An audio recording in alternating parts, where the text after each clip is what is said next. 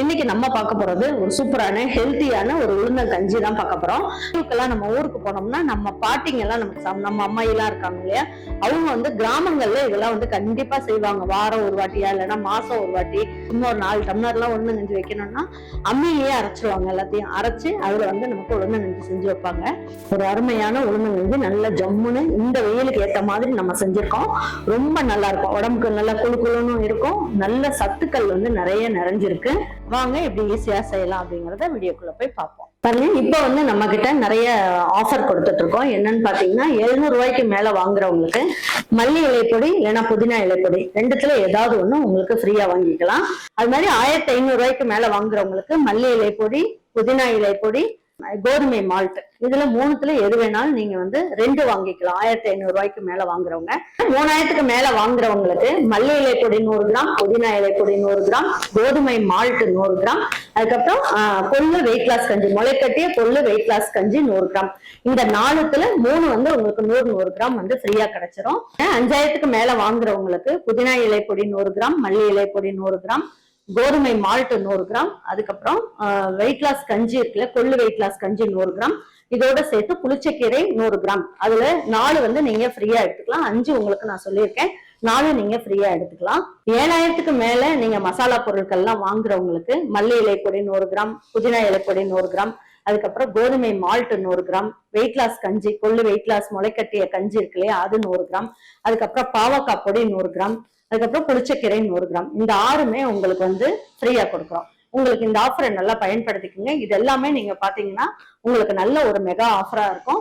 இந்த ஆஃபர் எல்லாமே வெப்சைட்ல உங்களுக்கு காட்டாது. அந்த ஆஃபரோடது என்னென்ன பொடி இருக்கோ அதை நான் உங்களுக்கு வந்து அமுச்சு விட்டுருவேன். நீங்க வந்து தைரியமா நீங்க ஆர்டர் பண்ணலாம். இதுவே நல்ல பயனுள்ள ஆஃபர் உங்களுக்கு. வாங்கி பாருங்க. இப்ப இந்த உளுந்தம்பருப்பை வச்சுட்டு பனங்கற்பட்டி போட்டு இன்னைக்கு வந்து நம்ம உளுந்து கஞ்சி செய்ய போறோம். இதுக்கு எவ்வளவு மெஷர்மெண்ட்னு பாத்தீங்கன்னா 1/4 கிலோ அளவுக்கு உளுந்தம்பருப்பு, ஒரு 4 ஸ்பூன் அளவுக்கு தேங்காய் துருவல், இதுல டீஸ்பூன்ல 3 ஸ்பூன் அளவுக்கு பச்சரிசி, ஒரு பீஸ் அளவுக்கு சுக்கு, ஒரு 7-8 ஏலக்காய். நான் வந்து நீங்க பனங்கற்பட்டி போட்டு செய்ய போறேன். உங்களுக்கு வந்து பனங்கற்பட்டி கிடைச்சாலும் செய்யுங்க, அப்படி இல்லைன்னா தென்னங்கற்பட்டி கிடைச்சாலும் செய்யலாம். அப்படி இல்லைன்னா நாட்டு சர்க்கரையும் போட்டுக்கலாம். எதுவுமே இல்லம்மா அப்படின்னா வெள்ளை சர்க்கரை கூட போட்டு செய்யலாம். உங்களுக்கு எது விருப்பமோ நான் சொல்ற அளவு அப்படியே எடுத்து நீங்க செய்யுங்க. உங்களுக்கு வெள்ளை உளுந்து கிடைச்சாலும் பரவாயில்ல, இல்லைன்னா கருப்பு உளுந்து கிடைச்சாலும் பரவாயில்ல, நீங்க எடுத்துக்கங்க. நான் இன்னைக்கு வெள்ளை உளுந்து பருப்பு எடுத்து போட்டு நம்ம செய்யலாம். எதுக்காக இப்படி லேசா வறுக்கிறோம் அப்படின்னா இதுல ஒரு பச்சை மணம் இருக்கும். அந்த மணம் வந்து கொஞ்சம் குறையணும், இல்லைன்னா என்ன ஆகும், பிள்ளைங்களுக்கு எல்லாம் வந்து அந்த மணம் பிடிக்காது. பாருங்க, இந்த 3 ஸ்பூன் அளவுக்கு பச்சரிசி. எதுக்காக இந்த பச்சரிசி சேர்க்கிறோம்னா உளுந்தம் கஞ்சி மட்டும் வைக்கும் போது நீத்து போன மாதிரி வரும். இந்த பச்சரிசியை சேர்த்து செய்யும் போது நமக்கு வந்து கஞ்சி குடிக்கிறதுக்கு ரொம்ப நல்லா இருக்கும், டேஸ்ட் வந்து சூப்பரா இருக்கும். இப்ப வந்து பாத்தீங்கன்னா இதுல ஒரு பீஸ் அளவுக்கு சுக்கு, 8 ஏலக்காய் எல்லாமே ஒன்னா போட்டு லேசா வறுத்தா போதும். ரொம்ப பிரவுன் கலர்ல எல்லாம் ஆக வேண்டாம். அதான் நாள்பட்ட இடுப்பு வலி, அது மாதிரி எலும்பெல்லாம் வலிக்குது அப்படின்றவங்க இந்த மாதிரி உளுந்தங்கஞ்சி வச்சு குடிங்க, ரொம்ப நல்லா இருக்கும். பாருங்க, அரிசி நல்லா பொரிஞ்சிருச்சு. பாருங்க, உளுந்தம்பருப்பும் நல்லா சூடு ஏறிடுச்சு. நல்லா சூடு ஏறினா போதும். பாருங்க, நல்லா சூடு ஏறிடுச்சு.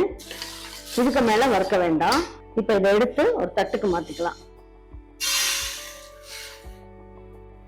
பாருங்க, இந்த கஞ்சி செய்யறதுக்கு 2 லிட்டர் அளவுக்கு தண்ணி ஊத்துறேன். எந்த ஒரு ஸ்வீட் செஞ்சாலும் கொஞ்சம் உப்பு சேர்க்கும் போது நமக்கு இந்த இனிப்போட அளவு வந்து கம்மியா இருந்தாலும் நல்லா தூக்கி கொடுக்கும். அதுக்காக 3 பிஞ்ச் அளவுக்கு சேர்த்துக்கலாம். நல்லா கொதிக்கட்டும். பாருங்க, இப்ப இது நல்லா ஆறின உடனே இதை மிக்சியில போட்டு நல்லா பொடி பண்ணிருங்க. பாருங்க, இந்த அளவுக்கு நல்லா நைஸா அரைச்சாச்சு. இப்ப இதை எடுத்து ஜலிச்சுக்கலாம். பாருங்க, நல்லா ஜலிச்சிட்டோம். மாவு பாருங்க எவ்வளவு நல்லா அரைச்சாச்சு. பாருங்க, இப்ப இந்த தண்ணி கொதிச்சுக்கிட்டு இருக்கு. இப்ப இந்த மாவு எல்லாமே நம்ம வந்து இதுல சேர்த்துடலாம். பாருங்க, இப்போ இதுல 2 டம்ளர் அளவுக்கு தண்ணி சேர்க்கிறேன்.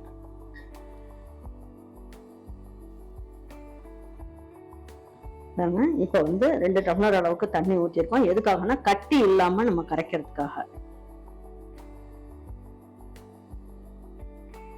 இப்ப வந்து இன்னொரு 1/2 டம்ளர் அளவுக்கு தண்ணி சேர்த்துக்கலாம். ஏன்னா திக்கா இருக்குன்றதுனால சேர்த்துக்குவோம். இந்த மாதிரி நம்ம விஸ்கோ இல்லைன்னா கையிலயோ கரைக்கும் போது நல்லா அப்பா ஆட்டின மாவு மாதிரியே சூப்பரா இருக்கும். அதை அப்படியே ஊற்றி நம்ம வந்து இன்னும் கஞ்சிக்கு அரைச்சிடலாம். கட்டி இல்லாம நமக்கு நல்லா எல்லாமே கரைஞ்சிருச்சு. இப்போ வந்து என்ன பண்ணலாம், இதை எடுத்து அப்படியே இதில் ஊற்றிக்கலாம். இப்படி ஊற்றிக்கிட்டே இப்படி கிண்டிக்கிட்டே இருந்தீங்கன்னா அப்படியே நல்லா காஞ்சிரும். ஸ்லோ ஃப்ளேம்ல வச்சிடலாம். அது பாட்டு குடிச்சுக்கிட்டு இருக்கட்டும். பாருங்க, இப்ப பனை வெல்லம் வச்சிருந்தோம் இல்லையா, இந்த பனை வெல்லத்துல பாதி எடுத்து நம்ம வந்து பாகு காய்ச்சிக்கலாம். நல்லா தட்டி எடுத்து வச்சிருக்கோம். 1/4 கிலோவுக்கு 1/2 கிலோ வெல்லம் போட்டுக்கணும். போட்டோம்னா சரியா இருக்கும். இதுக்கு வந்து நம்ம ஒரு 1/4 கப் மட்டும் தண்ணி ஊற்றிக்கலாம். பாருங்க, தண்ணி இந்த அளவுக்கு ஊற்றியாச்சு. இது நல்லா கொதிக்கட்டும். ஏன்னா கல் மண் எதுவும் இல்லாம கொதிக்கணும்.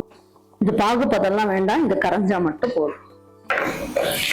பாருங்க, பாகு நல்லா காஞ்சி ஆஃப் பண்ணி வச்சுட்டோம். கொஞ்சம் ஆறிடுச்சு. இப்போ இதையும் எடுத்து இந்த கஞ்சிலேயே ஊற்றிடலாம்.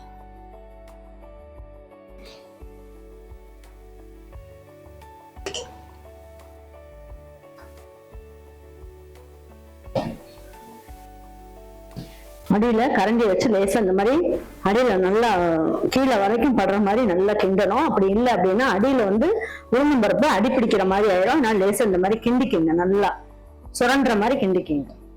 1 டம்ளர் உளுந்தம் பருப்பு மாவுல நம்ம வந்து என்ன பண்ணலாம், இந்த அளவுக்கு கஞ்சி வந்து காய்ச்சிக்கலாம். நல்லா திக்கா வரும், உங்களுக்கு குடிக்கிறதுக்கும் நல்லா இருக்கும். பாருங்க, இது வந்து நல்லா கொதிக்க ஆரம்பிக்குது.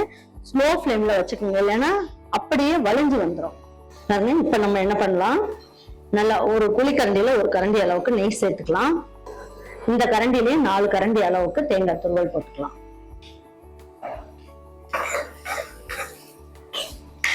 பாருங்க, இந்த அளவுக்கு நல்லா பொரிஞ்சா போதும். இதை எடுத்து இதுல போட்டுடலாம்.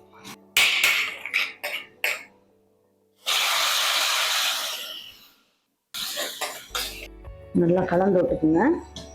நீங்க வந்து பச்சையாவும் தேங்காயை வந்து நீங்க இதுல வந்து தூவி விடலாம். இந்த மாதிரி நெய்ல வறுத்து போடும்போது இன்னும் கூடுதல் சுவை கிடைக்கும்.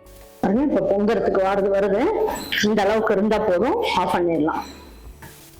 சூப்பரா உருளைக்கஞ்சி நல்லா ஜம்முன்னு ரெடி ஆயிடுச்சு. வாங்க இப்ப எடுத்து வச்சு பரிமாறிக்கலாம்.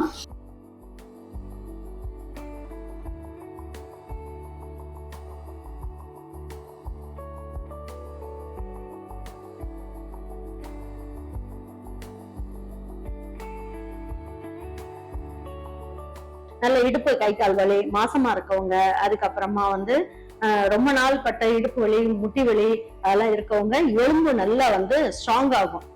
இந்த உளுந்தம்பருப்பெல்லாம் போட்டு செய்யும் போது, நான் வெள்ளை உளுந்துல செஞ்சிருக்கேன். உங்களுக்கு என்ன கருப்பு உளுந்துல கூட செஞ்சுக்கங்க. ரொம்ப அட்டகாசமா இருக்கும். செஞ்சு பாருங்க.